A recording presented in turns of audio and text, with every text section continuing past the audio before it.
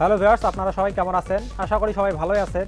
তো আমরা আজকে ওয়েব ডিজাইন টিউটোরিয়ালের সপ্তম পর্বে। তো এই সপ্তম পর্বে আমরা যেটা শিখব সেটা আমরা আমাদের সেই ইমেজটা দেখলেই বুঝতে পারবো যে আমরা already header, left area, content area এবং রাইট এরিয়ার কাজ শেষ করেছি। এখন আমাদের কাজ হচ্ছে ফোটার এরিয়া। তো আমরা আজকে সপ্তম পর্বে ফোটার এরিয়ার কাজ করব। তো আমরা দেখে আসি যে কীভাবে একটি ওয়েবসাইটের ফোটার এরিয়ার কাজ করতে হবে। তো আজকের ভিডিওটি শুরু করার পূর্বে যারা এখনও পর্যন্ত আমাদের চ্যানেলটিকে সাবস্ক্রাইব করেননি তারা এখনই সাবস্ক্রাইব করে নিন এবং পাশে থেকে নোটিফিকেশন বেল আইকনটি অন করে দিন। এতে করে আমাদের আপডেট দেওয়া সকল নিত্য নতুন ভিডিওর নোটিফিকেশন আপনি পেয়ে যাবেন সবার আগে। তো চলুন আর কথা নয়, আমরা আমাদের কাজে চলে যাই। তো কাজ শুরু করার পূর্বে প্রথমে আপনাকে নোটপ্যাড প্লাস প্লাসের মাধ্যমে আপনার সেই HTML ফাইলটি এবং CSS ফাইলটি ওপেন করে রাখতে হবে। তো আমার অলরেডি এই দুটো ওপেন করা আছে। এখন আমরা কাজ করব আজকে এই যে ফোটার এবং এই ফোটার, আমাদেরকে এই দুই ফোটারের মাঝখানে কাজ করতে হবে। তো আমরা কীভাবে ফোটারটি বানাবো, আমরা আমাদের পূর্বের যে ডিজাইনটা আছে সেই ডিজাইনটা দেখলেই আমরা বুঝতে পারবো। তো আমাদের পূর্বের ডিজাইনটা ছিল এরকম, আমাদের উপরের কাজগুলো শেষ হয়ে গেছে, এখন আমাদের ফোটারটা তৈরি করতে হবে। তো আমাদের ফোটারটাতে মেনু 1, মেনু 2 মানে এরকম তিনটা মেনু লাইন দেওয়া আছে। আমরা এই মেনু লাইনগুলো বা মেনু বারগুলো তৈরি করব, মানে ফোটারের যে সেকশনগুলো এগুলো আমরা তৈরি করব। তো এগুলো আমরা কিভাবে তৈরি করতে পারি? তো এগুলো তৈরি করার জন্য আপনাকে চলে যেতে হবে আপনাদের HTML ফাইলটিতে এবং HTMLটিতে আসার পর এখানে আপনাকে কোডিং স্টার্ট করতে হবে। তো আমরা ফোটারটিকে এখানে দেখলে আমাদের যে ডিজাইনটা সেটাতে দেখলে বুঝতে পারবো যে আমাদের ফোটারটির কিন্তু তিনটা অংশ, এটা একটা অংশ, এটা একটা অংশ, এটা একটা অংশ। তো আমাদের এখানে তিনটে অংশ। তো আমাদেরকে এখানে প্রথমে তিনটা ক্লাস নিতে হবে, নিয়ে তিনটে অংশকে আলাদা আলাদা করতে হবে। তো আমরা এখানে তিনটা ডিপ ক্লাস নেব।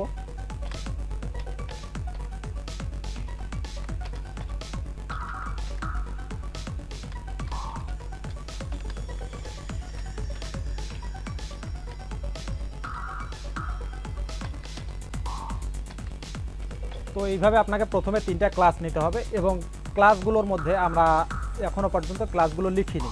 তো সেক্ষেত্রে আমরা এখানে এখন ক্লাস দেব ফোটার 1, দেন ফোটার 2, ফোটার 3। আমরা এভাবে ক্লাসগুলো লিখব।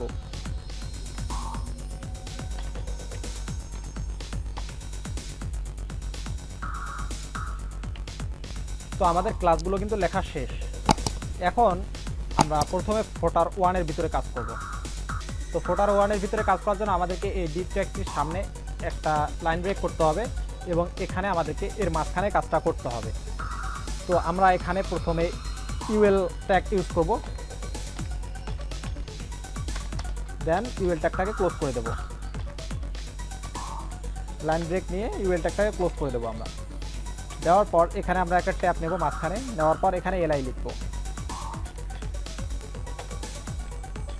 তো আমাদের যেহেতু তিনটা লিঙ্ক লিখতে হবে সেক্ষেত্রে আমরা এই এলআইটাকে কপি করব, করার পরে আমরা এখানে পরপর তিনটা করে নেব।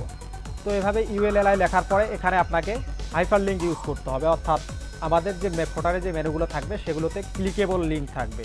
তো আমরা এখানে হাইপার লিঙ্ক ইউজ করব।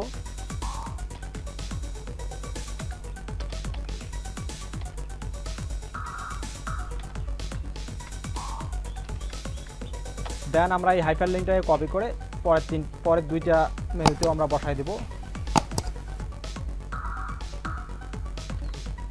এখন আপনাকে সেমভাবে এই যে এই কোডটা কপি করতে হবে, করার পর ফোটার 2 এবং ফোটার 3-তে সেমভাবে বসাতে হবে।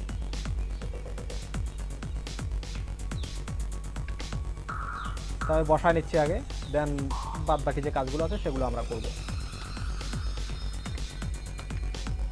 তো আমি এখানে বসাই নিলাম। নেওয়ার পরে এখন আমরা এই যে হাইপার লিঙ্কের যেখানে টেক্সট লেখার প্রয়োজন, অর্থাৎ এই ট্যাগটার সামনে এখানে আমরা লিখব মেনু 1। তো এখানে আপনি আপনার ইচ্ছা মতো টেক্সট দিতে পারবেন, যে কোনো টেক্সট দেওয়া যাবে।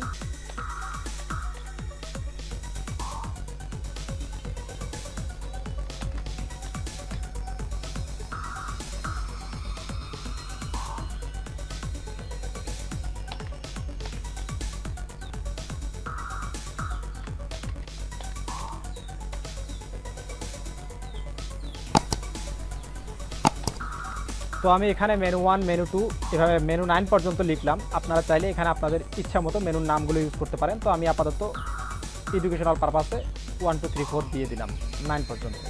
তো আমি এখন যদি এটাকে সেভ করি, করার পরে আমাদের সেই সাইটটি থেকে আমরা যে সাইটটিতে কাজ করতেছিলাম, এই যে এই সাইটটাতে আমরা এখানে যদি রিফ্রেশ দিই দেন আমাদের মেনুগুলো কিন্তু এইভাবে আসছে। এখন আমাদেরকে সিএসএস এর মাধ্যমে এগুলোকে পজিশন মতো বসাতে হবে এবং সুন্দর একটা কালার দিতে হবে। তো এর জন্য আমাদেরকে প্রথমে চলে যেতে হবে সিএসএস ফাইলে। তো আমরা চলে আসলাম সিএসএস ফাইলে। এখন এখানে আমাদেরকে লাইন ব্রেক করে দেন ফোটার নামে একটা ক্লাস নিতে হবে।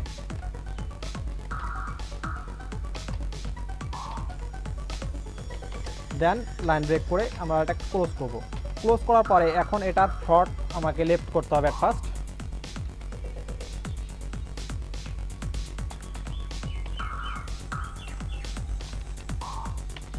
দেন এটাকে ক্লোজ করতে হবে। ক্লোজ করার পরে এখানে একটা ওয়েট দিতে হবে আমাকে, যেহেতু আমরা আমাদের ওয়েবসাইটটা পুরো যে ওয়েবসাইটটার এরিয়াটাকে কভার করব, সেক্ষেত্রে আমাদেরকে ওখানে ওয়েট 100% ইউজ করতে হবে। দেন হাইট, আমরা আমাদের যে ফোটার এরিয়াটা থাকবে সেটার হাইট কতটুকু নেব। তো এখানে হাইট আমি 100 পিক্সেল ইউজ করব। দেন এটাকে ক্লোজ করব। ক্লোজ করার পর আমরা যে ফোটার এরিয়াটা নেব সেটার একটা ব্যাকগ্রাউন্ড কালার দিতে হবে। তো আমরা ব্যাকগ্রাউন্ড কালার হিসেবে এখানে ব্ল্যাক ইউজ করব।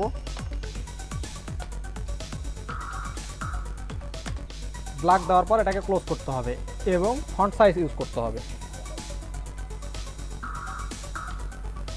তো ফন্ট সাইজ হিসেবে আমরা এখানে 20 পিক্সেল ইউজ করব। দেন আমাদের ফোটার যে ক্লাসটি ছিল সেটার কাজ শেষ। এখন আমরা যদি এটাকে সেভ করি, করার পরে আমরা ওয়েবসাইটটাকে রান করি, তো আমরা এখন এখান থেকে দেখলেই বুঝতে পারবো যে আমাদের ব্যাকগ্রাউন্ড কালারটা সঠিক মাপে সঠিক জায়গায় চলে আসছে। এখন আমাদেরকে মেনুগুলোকে এর ভিতরে ইন করতে হবে এবং সুন্দরভাবে সাজাতে হবে। তো মেনুগুলোকে সাজানোর জন্য আমাদের HTML চলে আসতে হবে। আসার পর এখানে আমাদের 3টা ক্লাস নেওয়া আছে, ফোটার 1, ফোটার 2 এবং ফোটার 3। তো আমরা প্রথমে ফোটার 1টাকে কপি করব, করার পর এটার একটা ক্লাস লিখব CSS এ। দেন এটাকে ক্লোজ করব। ক্লোজ করার পর আমরা এটার জাস্ট ফন্ট লেফট করব এবং ওয়েট দেব 33 পিক্সেল। অর্থাৎ আমরা যেহেতু 3টে লিখব, সেক্ষেত্রে 100%কে ভাগ করলে আমাদের 33 হয়, সেক্ষেত্রে আমরা 33% ইউজ করব।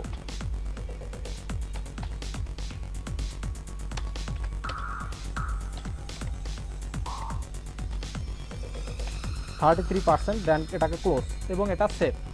তারপরে আমাদেরকে ক্লাস নিতে হবে ফোটার 2।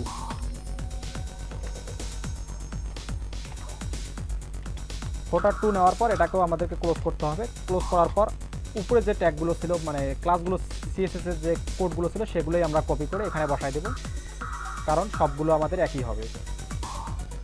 এখন আমরা ফোটার 3 লিখব এখানে।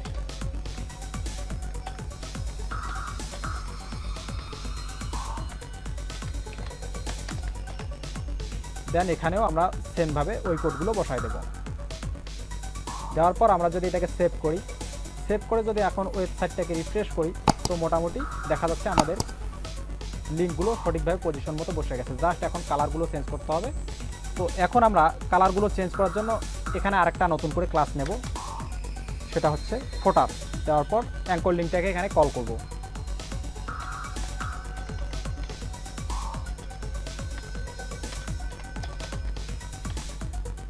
কল করার পর আমরা যে টেক্সটগুলো এখানে দেখতে পাচ্ছি, মেনুর নামগুলো, সেই মেনুর নামগুলো কোন কালারে হবে, তো এখানে কালারটাকে আইডেন্টিফাই করতে হবে।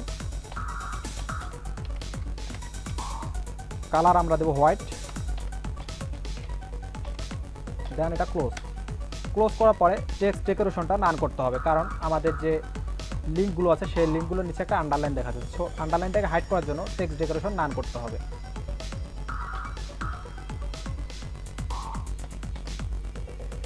দেন এটাকে সেভ করে যদি আমরা রান করি, তাহলে দেখতে পাবো যে আমাদের কাজ কিন্তু শেষ। আমাদের এখানে যে কাজগুলো করার ছিল সেগুলো কিন্তু শেষ। এখন আমরা এই লিঙ্কগুলোতে আমাদের ইচ্ছে মতো মেনুর নাম দিতে পারবো। দেওয়ার পর এগুলোতে হাইপার লিঙ্ক সেট করতে পারবো। তো হাইপার লিঙ্ক সেট করার জন্য আমরা HTML যদি চলে যাই, যাওয়ার পর এই যে এখানে আমরা যে কোনো লিঙ্ক ইউজ করতে পারি। তো আমি এখানে আপাতত হ্যাশট্যাগ ইউজ করতেছি, জাস্ট যেহেতু আমার কোনো লিঙ্ক নাই, সেক্ষেত্রে আমি জাস্ট হ্যাশট্যাগ ইউজ করবো। এগুলোতে আপনারা আপনাদের ইচ্ছে মতো লিঙ্ক বসায় নিতে পারবেন।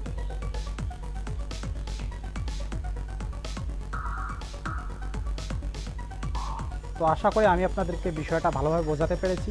যদি আপনাদের বুঝতে কোথাও কোনো রকম সমস্যা হয়ে থাকে, অবশ্যই কমেন্ট করে জানাবেন। তো আজ এ পর্যন্তই। সবাই ভালো থাকবেন, সুস্থ থাকবেন, সে প্রত্যাশা করে আজকের মতো এখানেই বিদায় নিচ্ছি। আল্লাহ হাফেজ।